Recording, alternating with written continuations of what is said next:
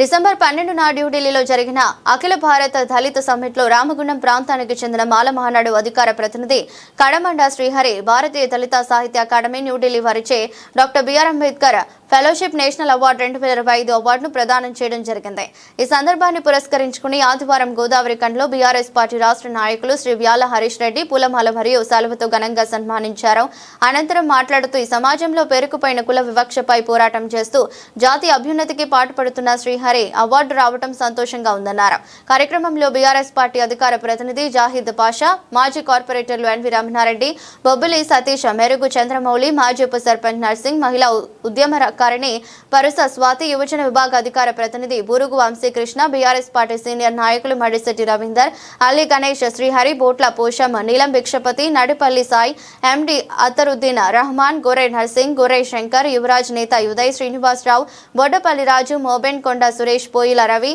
అనిల్ రాజు ఉన్నారు.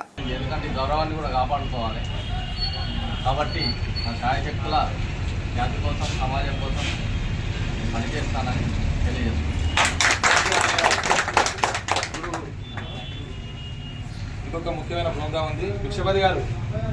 నాన్న అయితే విషయం ఏంటంటే మన టీఆర్ఎస్ పార్టీలో ఉండి ఆ తర్వాత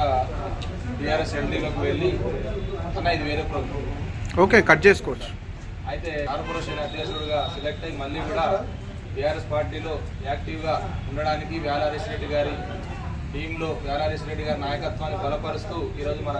మనందరి మధ్యలో గౌరవ భిక్షపతి గారికి కండువా కప్పి స్వాగతం తెలపాల్సిందిగా రాష్ట్ర నేత జై తెలంగాణ, జై తెలంగాణ, వ్యాల హరీష్ రెడ్డి గారి నాయకత్వం, వ్యాల హరీష్ రెడ్డి గారి నాయకత్వం, వ్యాల హరీష్ రెడ్డి గారి నాయకత్వం, జై తెలంగాణ, జై తెలంగాణ, జై తెలంగాణ, జై తెలంగాణ.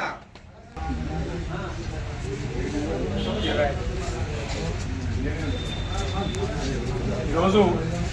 రామగుండం నియోజకవర్గంలో 25వ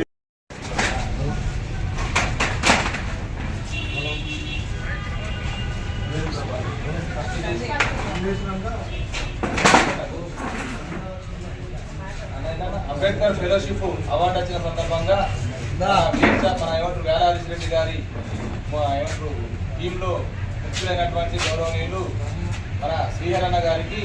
మనందరి తరఫున ఘనంగా సత్కారం సంపన్నం పెట్టి గౌరవనీయులు మన రాష్ట్ర నేత వ్యాల హరీష్ రెడ్డి గారికి